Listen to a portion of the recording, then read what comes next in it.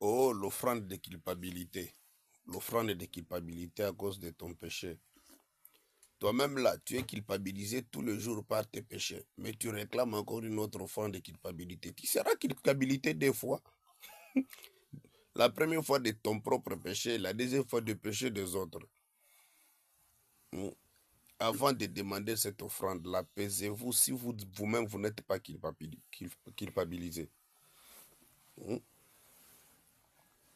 Comment toi, tout un serviteur de Dieu, un pasteur, tu es culpabilisé?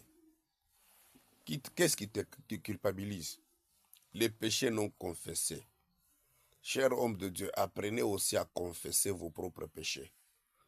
Ne restez pas des éternels inchangeables. Ne vous prenez pas à la place de Dieu. Vous tombez tous ces jours ici. Repentez-vous aussi.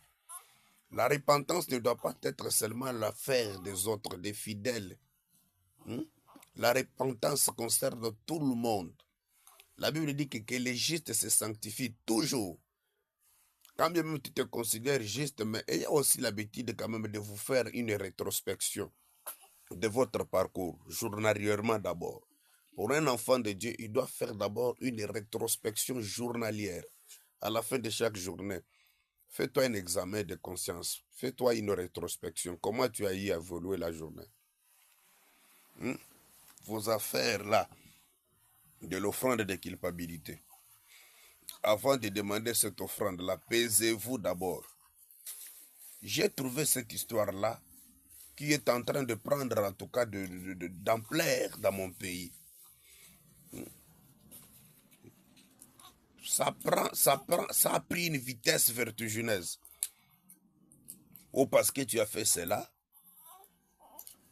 Un homme de Dieu, un aventurier de mauvais goût, mais qui réclame une offrande de culpabilité de l'un de ses fidèles qui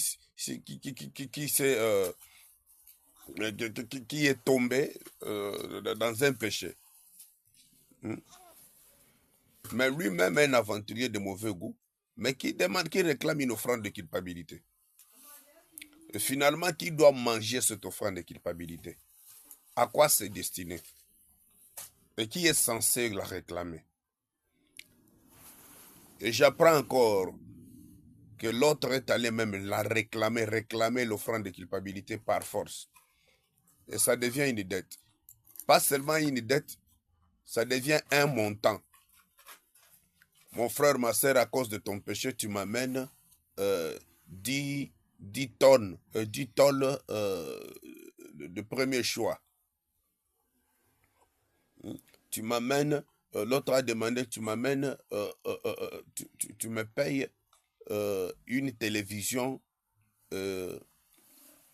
et quoi, une radio boomer. La radio boomer. Le frère a donné la radio boomer. On l'appelle maintenant au téléphone pour dire que non, non, il reste la télévision. L'autre a donné 5 tolls, on l'appelle encore pour dire que tu es resté encore avec 5 autres tolls. L'autre, on lui avait demandé 500 $. Il a discuté, il a dit que papa, moi je n'aurai pas 500 $. Tu auras combien? Au moins 200. Mais je vais donner par tranche. Le frère a avancé 100 $. Après avoir avancé 100 $, un mois après, on l'appelle au téléphone pour dire que tu étais resté avec 100 autres dollars. 100 $ autres. De quoi? De l'offrande de culpabilité. Cher pasteur, cher prophète, veuillez changer. Retour à la parole de Dieu. Voilà pourquoi j'ai béni l'homme de Dieu, mon très cher papa que j'aime beaucoup. L'apôtre J.C. Mapuno, le projet de Dieu. L'homme honnête. Que Dieu vous bénisse, mon très cher papa. Avec la saine doctrine, le message des apôtres, l'enseignement des apôtres, l'enseignement de Jésus-Christ. Ces histoires-là, il n'y a pas. Chez nous, ça ne se fait pas comme ça. Attention. Retour à la parole, retour à la saine doctrine, retour à l'évangile pur, sans tache. Que Dieu vous bénisse. Soyez richement bénis et demeurez bénis aussi. Que Dieu vous bénisse.